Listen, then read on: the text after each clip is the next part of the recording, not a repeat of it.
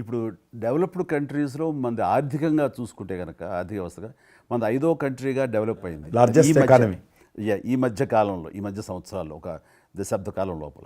ఇప్పుడు వచ్చే 5 సంవత్సరాల్లో మనం థర్డ్ ప్లేస్ చేరుతాం.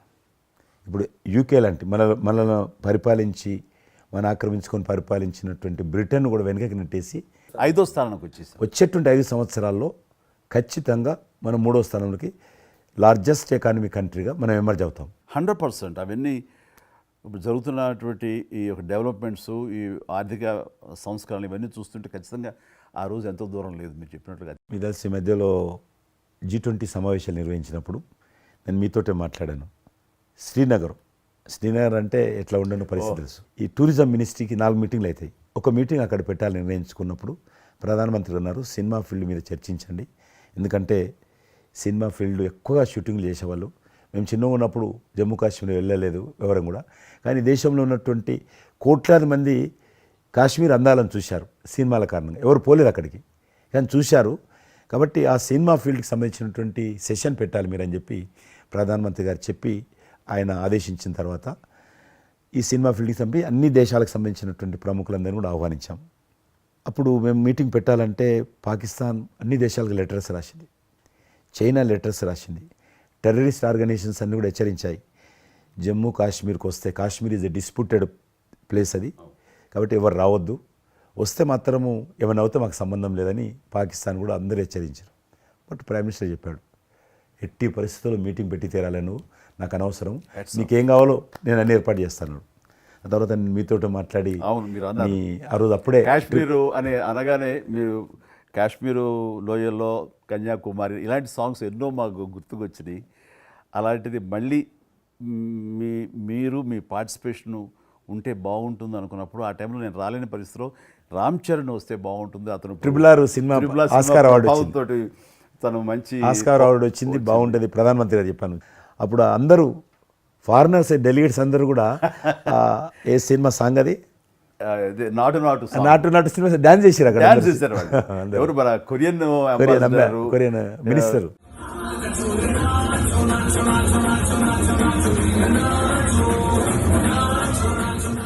అలాగే ఇంకొక జర్మన్ అంబాసిడర్స్ చాలా మంది కింద మీరు చూసింది కొద్ది మందిని, కింద చాలా మంది చేశారు పాట పెట్టి చేసినప్పుడు. సో ఇప్పుడు మీకు మనవి చేస్తున్నాను, లాస్ట్ 2023లో ఇప్పుడు ఆర్టికల్ 370 తెలియించిన తర్వాత 23 కానీ 22 కానీ ఆల్మోస్ట్ మోర్ దెన్ 300 పిక్చర్స్, అవి మరి OTT సినిమాలు కావచ్చు, టీవీ సీరియల్స్ కావచ్చు, మన సినిమాలు కావచ్చు, కొన్ని బయట దేశాలకు సంబంధించినటువంటి సినిమాలు కూడా ఆల్మోస్ట్ 300 పిక్చర్స్ షూటింగ్ జరిగాయి అక్కడ లాస్ట్ 2 ఇయర్స్లో.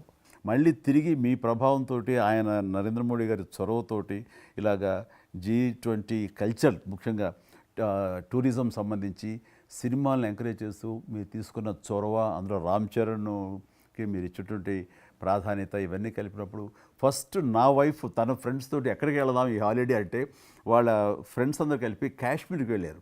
అన్నిటికీ మించి మన భారత జాతీయ జెండా రెపరెపలాడుతున్నది. మీకు తెలుసలేదు, మా పార్టీ తరఫున మాకు మురళీ మనోహర్ జోషి గారు ఉండేవారు, పార్టీ అధ్యక్షుడు అద్వానీ గారి తర్వాత. ఆయన కన్యాకుమారి నుంచి కాశ్మీర్ వరకు యాత్ర తీశాం.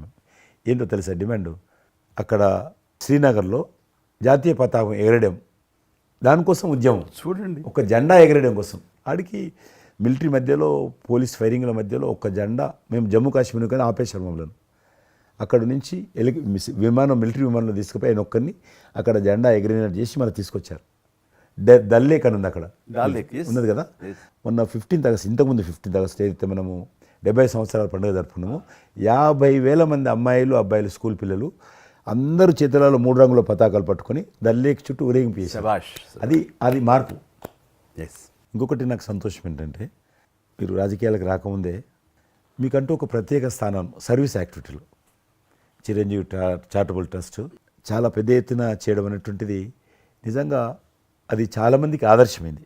మిమ్మల్ని చూసిన తర్వాత చిరంజీవి గారు పెట్టిన అంత పెద్ద నటు పెట్టడం మనం చేయకూడదని వాళ్ళ స్థాయిలో పెట్టినటువంటి చాలా సంస్థలు మీ నుంచి స్ఫూర్తి తీసుకొని పెట్టారనేది నాకు తెలిసిన వాళ్ళు కూడా చాలామంది చెప్పారు. కాబట్టి అది గొప్ప విషయం. మీకు ఎందుకు వచ్చిన ఐడియా? అది ఏదైనా సరే ముందు మన మనసులో తిరిగి ప్రత్యుపకారంగా ఏదైనా చెయ్యాలి అనే భావం ఒకటి ఉంటేనండి, అవకాశాలు ఎదురుగా ఉంటాయండి మన ఎదురుగా. అలా చూసినప్పుడు ఆ టైంలో రక్తం దొరకక చనిపోయే వాళ్ళు చాలామంది ఉన్నారు. అది గర్భస్రావంతో, డెలివరీ సమయంలో, యాక్సిడెంట్ సమయంలో కొంతమంది క్షతగాతులు, అట్లాగా లుకేమియా కానివ్వండి, క్యాన్సర్ కానివ్వండి, ఇలాంటివి తలసేమియా కానివ్వండి, ఇలాంటి చాలామంది ఉన్నారు. ఇంతమంది జనాభా ఉన్న ఈ దేశంలో రక్తం ఇచ్చేవాళ్ళు లేకుండా పోయారు. ఎందుకంటే రక్తం అనేది ల్యాబుల్లో తయారు చేసేది కాదు. ఒక మనిషి మరొక మనిషికి దానం ఇస్తేనే జరిగేది. సో ఆ మాత్రం ఆల్టర్నేటివ్ లేదు, లేదు, ప్రత్యామ్నాయం లేదు. సో ఇది కేవలం మంచి మనసుతోటి ఉండేవాళ్ళు ఇచ్చేదే. వాళ్ళు మోటివేట్ చేయాలంటూ నేను ఏం చేస్తానంటే, నా ఫ్యాన్స్ని ఫస్ట్ మోటివేట్ చేద్దామని దీని ఆవశ్యకత చెప్పడం కోసంగా షార్ట్ ఫిల్మ్స్ కానివ్వండి, ఎక్కడ పెడితే అక్కడ నేను ఇవ్వటం మొదలుపెట్టేసరికి ఈ రోజున రక్తం ఇవ్వటం కోసంగా ముమ్మరంగా ముందుకు రాగలుగుతున్నారంటే దాన్ని ఇనిషియేట్ చేసింది, దానికి ముందస్తుగా దాన్ని మోటివేట్ చేసింది నేను అని చెప్పుకోవడానికి నాకు గొప్ప విషయం అండి. కానీ మీరు ఒక ఉద్యమంలాగా తయారు చేశారు దాన్ని, ఒక మూమెంట్ లాగా తయారు చేసి mission. Hats off to my fans and motivate అయిన ధర్మాత్ములు, మంచి మనసు ఉన్న వాళ్ళు ఎంతోమంది ముందుకు వచ్చారు. వాళ్ళందరికీ కూడా ఈ సందర్భంగా చేతులెత్తి నమస్కరిస్తాను. ఇక్కడ మీ గురించి నేను ఇంకోటి విన్నాను. మీరు ఏదైతే నా సేవా కార్యక్రమాల గురించి మీరు ప్రస్తావించారో, అదే సమయంలో నేను కోవిడ్లో కూడా నేను కొంచెం యాక్టివ్గా ఉండి మా కార్మికులకి సంబంధించి 3 నెలల పాటు 4 నెలల పాటు నా మిత్రుల సహకారంతో నేను కొంత అమౌంట్ తోటి సినిమా ఫీల్డ్లో పనిచేస్తున్నటువంటి బాయ్, ఆఫీస్ బాయ్ నుంచి మొదలు పెడితే టెక్నీషియన్స్ వరకు కూడా మీరు చాలా పెద్ద ఎత్తున వేల మందికి నేను గ్రాసరీస్ ఇవ్వగలిగాను, వాళ్ళకి బయటికి రాని పరిస్థితిలో. బట్ అదే పరిస్థితిలో మీరు దేశవ్యాప్తంగా, మీరు ముఖ్యం ఇక్కడ మన రాష్ట్రానికి సంబంధించి తెలంగాణలో మీరు ఫ్రంట్ లైన్లో ఉండి ప్రతి వాళ్ళని పరామర్శిస్తూ, ప్రతి హాస్పిటల్కి వెళుతూ, ఎవరైతే ఆ రోజున ఫ్రంట్ లైన్ హీరోస్ ఉన్నారో వాళ్ళందరినీ పరామర్శిస్తూ మీరు అద్భుతంగా పెద్ద ఎత్తున చేశారు. అదే కాకుండా మన ఇండియా లెవెల్లో మీరు corona command control room, corona command control room మీకు మీ ఆధ్వర్యంలో జరిగింది. అప్పుడు మీరు చేసిన సేవల గురించి దేశం ప్రస్తావించారు. అంటే అప్పుడు నోడల్ మినిస్ట్రీ, హోమ్ మినిస్ట్రీ ఉండింది. ఏమైనా డైరెక్షన్స్ దేశానికి ఇవ్వాలన్నా, రాష్ట్ర ప్రభుత్వాలకు ఇవ్వాలన్నా, లాక్డౌన్ ఎక్కడ పెట్టాలి, ఎక్కడ పెట్టకూడదు, ఎప్పుడు పెట్టాలా, లాక్డౌన్లో ఏ స్థాయికి వెళ్ళాలా, అన్నీ కూడా హోమ్ మినిస్ట్రీ ఇచ్చేది. నేను అప్పుడు హోమ్ మినిస్ట్రీలో ఉన్నాను.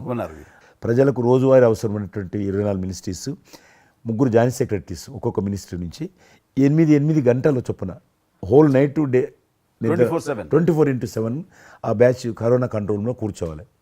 ఆ రకం కూర్చున్నప్పుడు దానికి యాజ్ ఎ మినిస్టర్గా నన్ను ఇన్ఛార్జ్ పెట్టారు ప్రధానమంత్రి గారు, అమిత్ షా గారు. చాలా అద్భుతంగా నేను కూడా ఆల్మోస్ట్ 1.5 month ఆఫీసులోనే పడుకున్నాను. మిలిటరీ విమానాలలో ఆక్సిజన్ పంపించాను, మీకు తెలుసు. మిలిటరీ విమానాలు ఒక విమానం ఢిల్లీ నుంచి ఆక్సిజన్ తీసుకొని వస్తే గ్రీన్ ఛానల్ ద్వారా హైదరాబాద్ సికింద్రాబాద్ స్టేషన్ వచ్చేంత వరకు కూడా ఎక్కడ ఆగకపోయేది. అంత నెట్వర్క్ గ్రీన్ ఛానల్ అంటారు. ఆ రకంగా విమానాల ద్వారా నేను గాంధీ హాస్పిటల్కి ఆల్మోస్ట్ 12 సార్లు పోయాను లోపలికి. ఎవరైతే వెంటిలేటర్ మీద పేషెంట్స్ ఉంటారో, నేను బుక్ ఒకటి ప్రింట్ చేశాను, వెంటిలేటర్ మీద పేషెంట్ దగ్గరగా మాట్లాడాను, దేవుడి మీద భారం ఇచ్చి తిరిగాను. ఆ రకంగా ఎందుకు వెళ్ళానంటే ఏదో పబ్లిసిటీ కోసం కాదు. డాక్టర్లు పనిచేస్తున్నారు, ఆడ నర్సులు పనిచేస్తున్నారు, ఆడ శానిటేషన్ సిబ్బంది పనిచేస్తారు, క్లీన్ చేయడం. వాళ్ళు పనిచేస్తున్నప్పుడు మనం వాళ్ళని గాలికి వదిలేసి మీరు పని చేయండి, మేము రాజకీయ నాయకులము, మేము ఇళ్ళల్లో ఉంటాము, మేము రాము అని కూడా దాన్ని బట్టి నేను లోకల్గా ప్రజాప్రతినిధిని, ఎంపీని అని చెప్పి మా ఇంట్లో భయపడుతున్నా, అందరూ భయపడుతున్నా, ప్రెస్ వాళ్ళందరూ వచ్చేవాళ్ళు. ప్రెస్ వాళ్ళందరినీ గేట్ కాడ, బయట మెయిన్ గేట్ కాడ ఆపాడు. ఇక నేను పోయేవాడిని, మొత్తం చూసేవాడిని. ఆ సూపరింటెండెంట్ కూడా నాతో పాటు లోపలికి వచ్చేవాడు ధైర్యం చేసి నేను వెళ్ళినప్పుడు. ఆ రకంగా పూజారులు ఉంటారు దేవాలయాలలో, పూజారులు కూడా చాలా పేదవాళ్ళు ఉంటారు, మీకు తెలుసు. వాళ్ళకు దేవాలయాన్ని క్లోజ్ అయినాయి కదా, ఆ టైంలో పూజారులందరికీ గ్రాసరీస్ పంపించడము, మీలాంటి వాళ్ళ దగ్గర, పెద్దవాళ్ళ దగ్గర సాయం తీసుకొని మా కార్యకర్తలకు పంపించడము, పోలీస్ స్టేషన్లో పోలీసుకు పంపించడము, హోంగార్డ్స్ పంపించడము. ఈ రకంగా నేను కూడా కొద్దిగా గొప్ప చేశాను. ఇక్కడ మా వాళ్ళతోటి కలిసి నా కాన్స్టిట్యున్సీ చూసి, ఈవెన్ నా పార్టీలో ఉన్నటువంటి, నాకు పనిచేసినటువంటి పేద కుటుంబాల కార్యకర్తలకు కూడా గ్రాసరీస్ పంపించాను నేను. ఆ రకంగా కూడా వర్కౌట్ చేశాను.